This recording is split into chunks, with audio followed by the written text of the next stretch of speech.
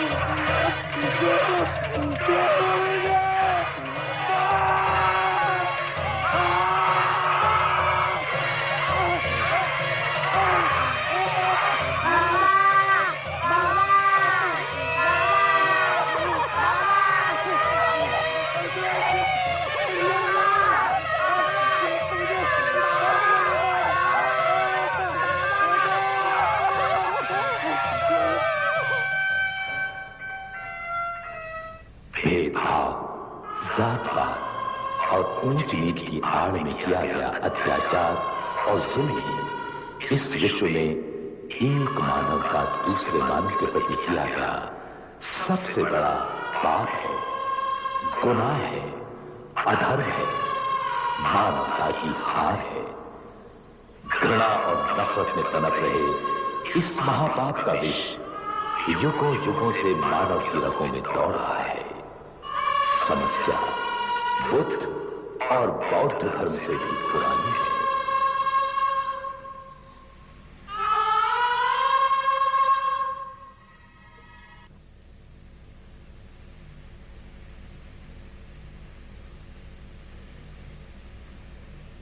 जोर से, अरे दबा के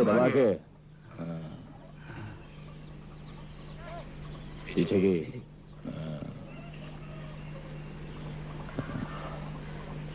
सुनो, तुम्हें मंदिर नहीं जाना है क्या?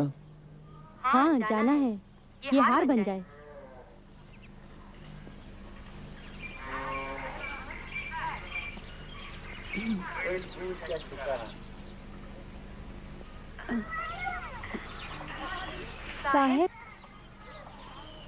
साहब प्यास लगी है, थोड़ा पानी दे दो। दूर दो, सामने आएगी तो सर फोड़ डालूंगा। दया करो साहब, मेरा बच्चा प्यास से मर रहा है, बूंद बूंद के लिए तरस रहे हैं। थोड़ा पानी दे दो, फिर चले जाएंगे। मैं अपने बच्चे को मरता नहीं देख सकती साहब। तुम लोग बिना मार खाए मानोगे नहीं। डंडे की भाषा समझते हो तुम लोग? काले, क्यों उसके मुंह लग रहा है? दे दे थोड़ा सा पानी और चलता कर उसे। जो हुक्म। अबे हुक्म के गुलाम, क्या रोटियां तोड़ने के लिए हमने तुझे इस घर में रखा है? देखता नहीं कितना वातावरण दूषित कर रखा है। निकाल इस गंदगी को बाहर। अभी गंदगी दूर कर देता हूँ मालिक। नहीं साहब, सिर्फ थोड़ा पानी। तुम लोग बिना मार खाए मानोगे नहीं। नहीं मारो, मुझसे अपने बच्चे का तड़पना नहीं देखा जाता। हम तो पानी मांग रहे थे, थोड़ा पानी दे दो, मेरा बच्चा प्यास से मर रहा है। चलो भागो ऐसे, चलो ऐसे। चलो चलो।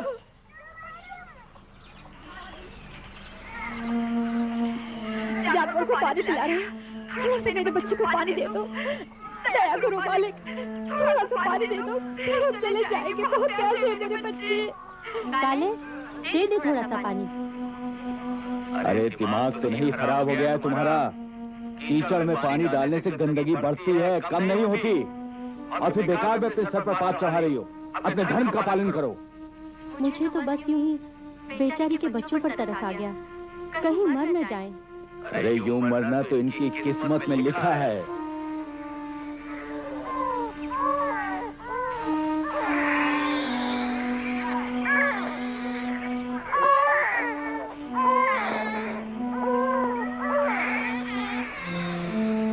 मैं तो चला स्नान करने, धर्म भ्रष्ट कर दिया इसने।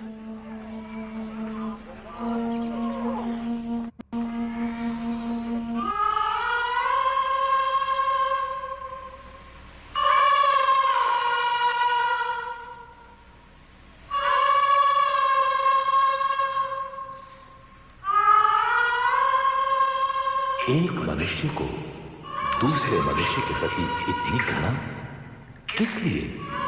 क्या अपराध है इन लोगों का?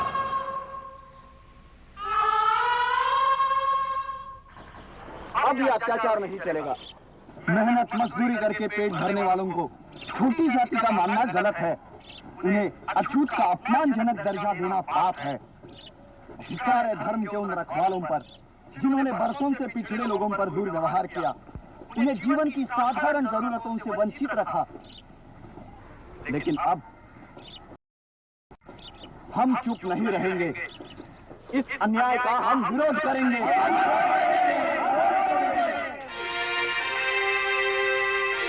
ये थे महात्मा ज्योतिबा फुले और उनके साथी, जिन्होंने न्याय और हक के लिए धर्म की शक्तियों को ललकारा, उनका खुला विरोध किया।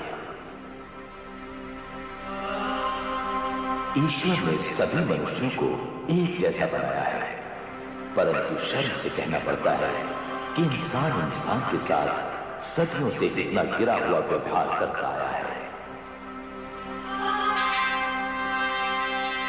अरे क्यों लक्ष्मी, आज तो बड़ी खुश लग रही हो। क्यों ना लगो, आइयो बाबा तुम्हारे लगन की तिथि जो तय करने गए हैं, है ना? बचाओ, बचाओ, छोड़ो, छोड़ो, बचाओ, बाबा, बाबा, बचाओ, छोड़ो, छोड़ो,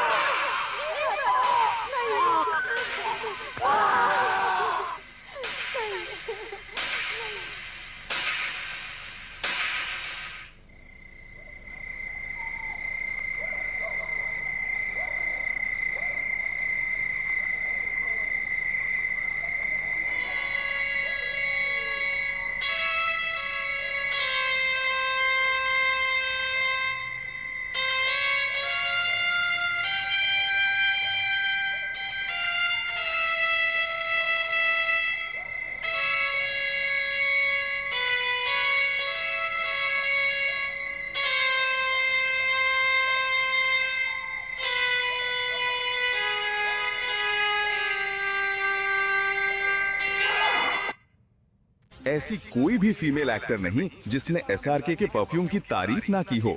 ये परफ्यूम एसआरके हर इवेंट पर यूज करते हैं।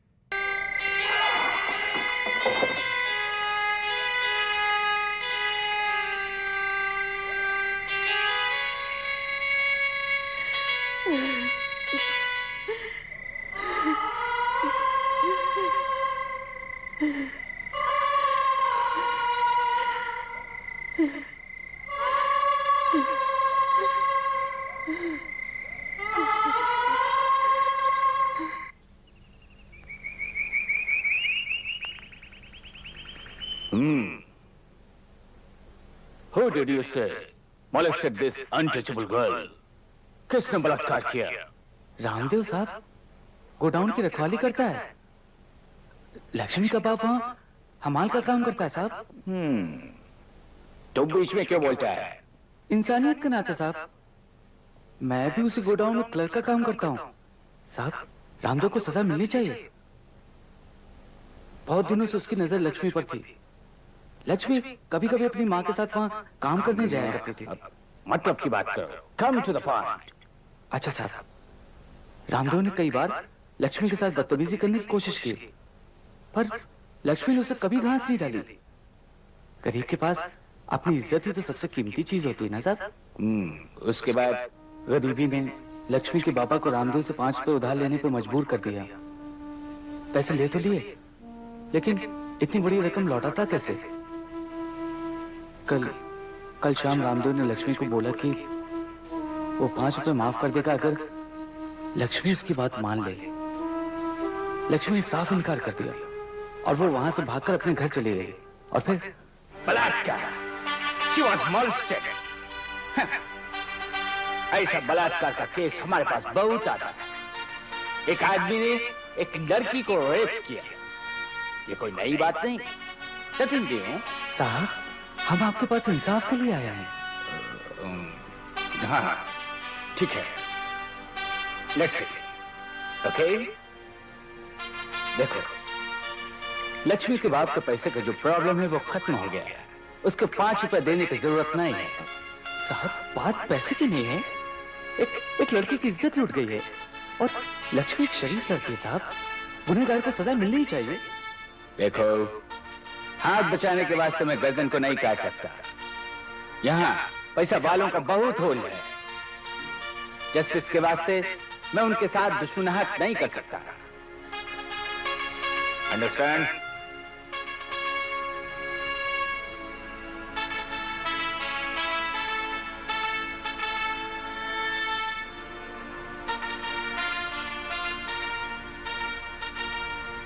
ये वही विदेशी शासन था जिसने अपनी जमीन से गुलामी की जड़ें उखाड़ फेंकी थी। लेकिन भारत की जात समस्या के प्रति इनका व्यवहार बड़ा निराला था।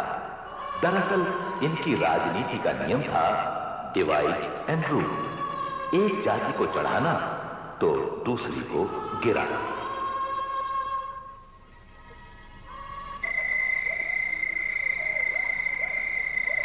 तुम्हें इस बखेड़े में नहीं पड़ना चाहिए था माधव। एक जवान लड़की की इज्जत उठ गई और तुम चाहते हो कि मैं अपनी जबान बंद रखूं? तुम जिन जातियों से उलझ रहे हो उनके अत्याचारों को तुम नहीं जानते। मैं तो तुम्हारी भलाई के लिए कह रहा था। तुम्हारी भी जवान बीवी है, बच्चा है। वो सब तो ठीक है, देखा जाएगा जो होगा वो। ठीक है, जैसे तुम्हारी मर्जी।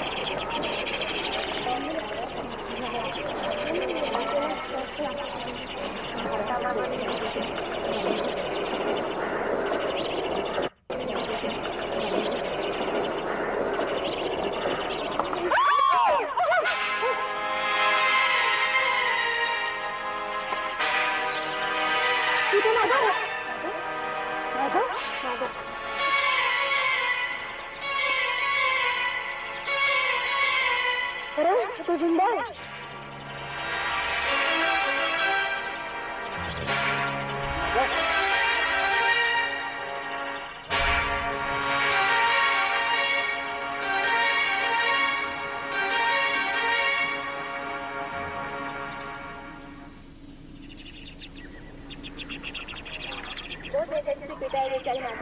हाँ, बच गया तो उसके बच्चे की टिकट महीने भरता भी नहीं है बेचारा। वैसे हमारी जाति में जंगल में एक श्राप है, पता नहीं हमारे अच्छी दिन कब आएंगे।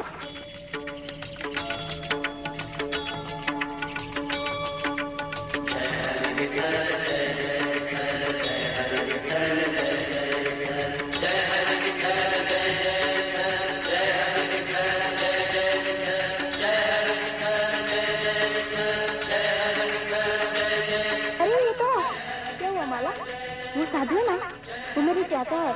मैं उनको पहचानती हूँ। काफी समय पहले उन्होंने घर बार त्याग दिया था। अच्छा, तो उनको जाकर मिलती तो नहीं? जरूर मिलूंगी, लेकिन ये खबर मैं पहले सकबाल भाई को सुनाऊंगी। वो भी ये सुनकर बहुत खुश होंगे। चल। आओ आओ आओ। चाचा जी, मैं रामजी सकपाल हूँ, आपका भतीजा। रामजी सकपाल? ये मेरी पत्नी है। ये मीरा है, बहुत छोटी थी। मीरा? ये माला। माला। चाचा जी, आप घर चलिए ना, मैं आपको लेने आया हूँ। चलिए ना चाचा जी। ये संसार हमारा घर है राम जी। हम फकीरों का कोई डेरा नहीं होता। फिर भी आप घर चलकर हमें आशीर्वाद तो दीजिए ना चाचा जी।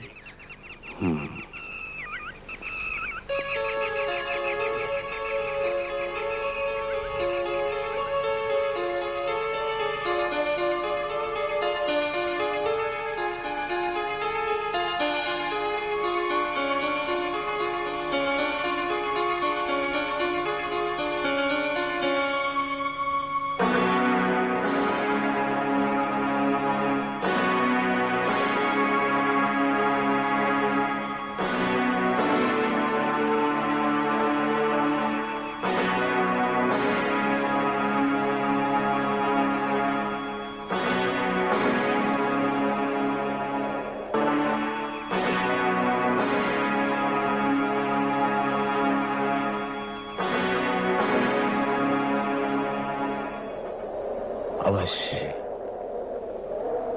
आशीर्वाद हम अवश्य देंगे। बेटी, तुम्हें इस वर्ष एक पुत्र होगा। कोई साधारण मानव नहीं, तेजस्वी, बुद्धिमान, ऐसा जीव जो इतिहास में अपने लोगों का नाम लिखेगा। सूरज की किरणों की तरह उसकी कीर्ति सारी दुनिया में प्रकाश फैलाएगी। सूर्य की तरह वो अमर रहेगा।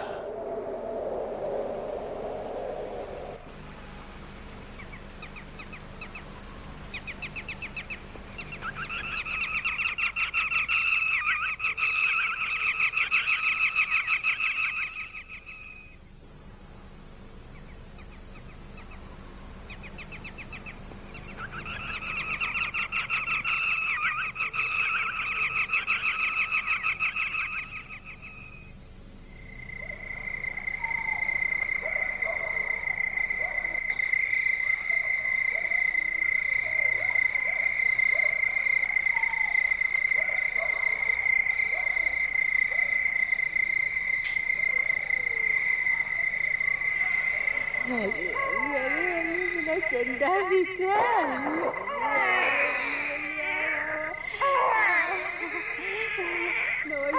मुबारक है भैया, लड़का हुआ है।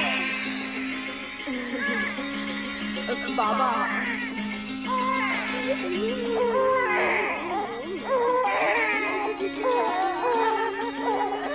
तेजस्वी, बुद्धिमान, ऐसा जीव जो इतिहास में अपने लोगों का नाम लिखेगा।